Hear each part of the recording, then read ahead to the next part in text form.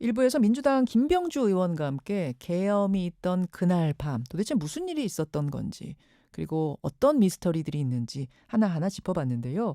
여하튼 내일 대통령 탄핵안은 표결에 붙여집니다. 이 탄핵안을 올린 건 야6당이지만 탄핵이 가결이냐 부결이냐 키를 준 건 국민의힘이죠.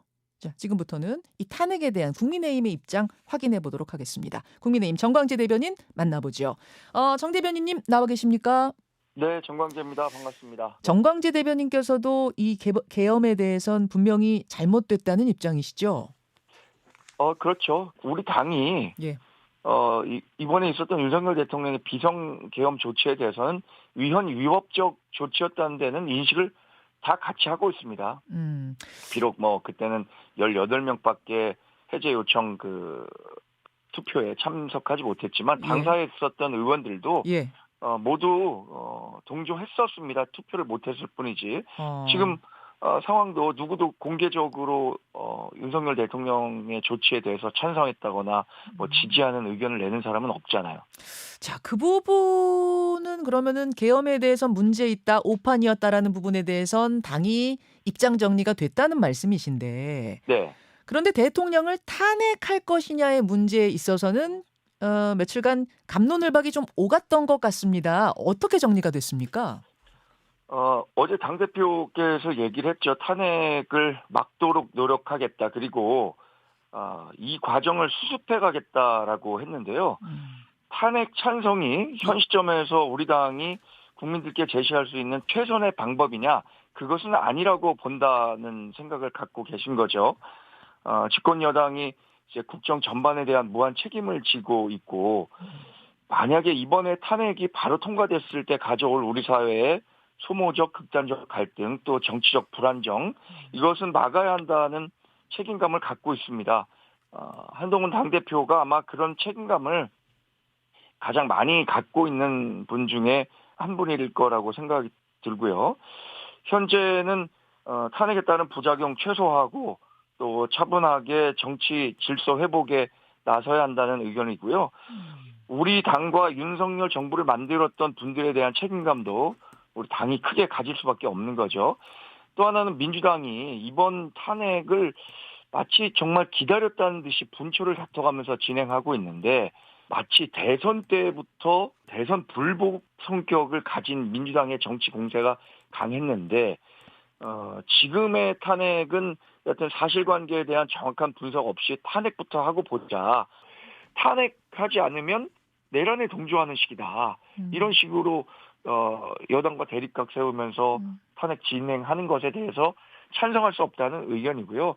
이 부분을 좀 차분히 지켜보면서 앞으로의 과정을 제가 예단해서 말씀드리긴 어렵겠습니다만, 이번에 있을 탄핵 표결이 우리 당이 국민들께 제시할 수 있는 정답은 아니다라는 생각을 갖고 계신 거겠죠. 그러면 7일 내일 있을 표결에 대해서는 이거는 너무 서두르는 것이다. 지금은 아니다지만 그 다음 표결이 있으면 그때는 상황이 달라질 수 있다. 판단이 달라질 수 있다는 말씀이신가요? 그 가능성은 무엇이든 열려 있는 거 아니겠습니까? 사실 뭘 예단해서 말씀드리기는 어렵겠지만, 물론 그렇습니다만 2016년, 17년 당시의 과정을 보더라도 어느 방향으로 흘러갈지 예단해서 말씀드리기 어렵다는 점, 당내에도 저뿐 아니라 그런 의견들을 이미 제시하는 분들도 있는 거잖아요. 이제 한동훈 대표가 계엄 선포, 비상계엄이 선포되자마자 이렇게 말씀하셨어요. 이번 계엄 선포는 위헌이자 위법이다. 목숨을 걸고라도 막겠다. 이 정도로 말씀을 하셨기 때문에 위헌이고 위법이면 그거는 탄핵 사유가 되지 않느냐. 지금 탄핵에는 반대한다는 것이 너무 이율배반적이다. 이런 이야기도 나오는데요. 어떤 생각을 갖고 계신지는 앞으로의 정치적 상황이 어떻게 진행되느냐에 따라 달라질 거라고 보는데, 예를 들어서 윤석열 대통령이 이번 사태에 대해서 책임 있는 설명, 그래서 국민들께 어느 정도의 소구력을 갖는다라는 부분들이 있을 수도 있고요. 반대로 탄핵 여론이 더 커져서 정말 정상적인 국정 운영이 어렵다라는 판단이 될 때는 당내에서 지금 제기되고 있는 것처럼 다른 의견들로 모아질 수도 있는 것 아니겠어요? 그러니까 그 상황을 지금 제가 말씀드리기는 어렵다는 걸 양해해 알겠습니다. 주시기 바랍니다. 예, 이제 흘러가는 상황들을 좀 봐야 되는데 즉각적인 탄핵, 당장 표결에 붙이자는 것에 대해서만은 반대하는 게 분명하다. 뭐 요 정도까지만 정리하면 되겠네요. 네, 그렇습니다. 예. 근데 이제 안철수 의원은 이렇게 말씀하세요. 질서 있는 퇴진, 즉 하야를 하는 게 좋겠다. 그러니까 하야를 하고 나서 중립 거국 내각을 꾸리는 방식으로 가자. 이 제안에 대해서는 당내 분위기는 어떻고 또 정광재 대변인 개인적으로는 어떻게 보십니까? 아직까지 예. 이런 부분에 대한 공감대가 당에 있다고 말씀드리기는 어려울 것 같습니다. 결국에는 국민이 무엇을 정치권에 요구하는지 예. 이 부분에 대해서 모든 정치인들이 고민해 볼 수밖에 없는 시점이 올 거라고 생각하거든요. 어. 그게 질서 있는 퇴진이든 탄핵이든 대통령께서 본인이 직접 결단해야 하는 시점도 오지 않겠느냐라는 생각을 조심스럽게 갖고 있습니다. 또 소장파 의원 5명, 김재섭, 김혜지, 김소희, 우재준, 김상욱 이분들이 어제 기자회견을 열었어요. 그래서 윤 대통령의 임기 단축 개헌을 요구한다. 이런 내용을 발표했는데 이것도 당 전반의 분위기는 아닌 건가요? 당 전반의 인식이라고 말씀드리기는 어렵겠죠. 지금 그러니까 역시. 의원들과 개별적으로 의견을 나누더라도 소재선 의원분들은 네. 조금 더 이런 부분에 대해서 강한 목소리를 내고 계신 것 같고요. 예, 예. 그때 당시에 탄핵을 경험했던 분들은 훨씬 더 조심스러운 입장을 개진한 것만 보더라도 지난 2016년, 17년에 있었던 탄핵 트라우마가 당에 강하게 남아있다. 이런 부분 부인할 수 없을 것 같은데요. 그러니까 어떤 분위기가 지금 흘러가고 있는 건지 대충 짐작이 되는데 근데 현실적으로 조금 전에 말씀드린 그분들 포함해서 친한계 의원 8명만 찬성하면 탄핵이 가결되는 상황 아닙니까? 네. 가결 가능성 어떻게 보세요, 정광재 대변인님? 당장 7일 열리는 탄핵 투표에서는 예. 가결 가능성은 적게 봅니다. 그 이유는 예.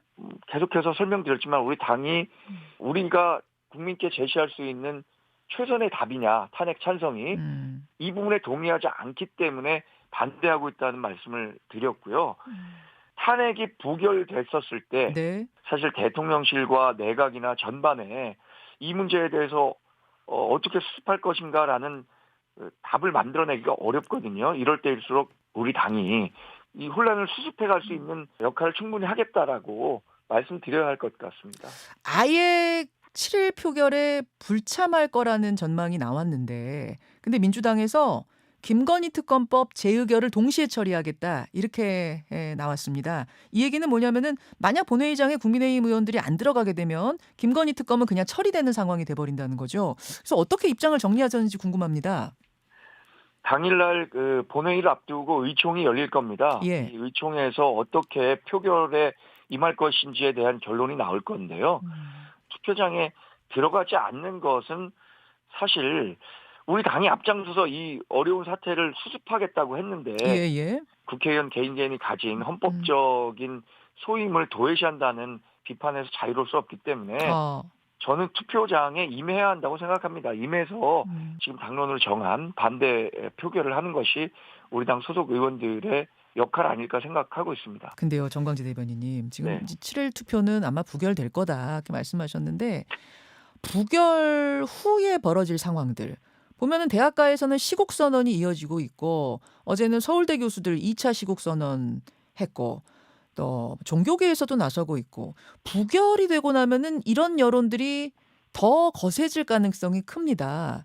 그러면 지금 보수 괴멸을 막아야 한다. 그래서 정당 지켜야 한다고 이번 탄핵은 막는다지만 이번에 부결된다고 해서 과연 탄핵을 계속 막을 수 있는 것인가? 그리고 진정 그것이 보수의 괴멸을 막는 길인가? 좀 의아한 생각이 들어요. 어떻게 생각하십니까? 지금의 여론은 우리 당이 외면할 수 없을 정도로 부담스럽죠. 예. 그런데 부결 이후에 저는 대통령실이 책임 있는 어떤 설명을 내놓을 거라고 생각이 들고요. 국민들이 설득할 수 없는 답을 내놓을 수 없다면 예. 그때의 정치적 상황은 완전히 또 달라질 수 있다고 보고 저는 7일에 있을 탄핵 가결이든 부결이든 그게 네. 프로의 혼란이 예정된 시작 단계지 마지막 단계라고 생각하지 않거든요.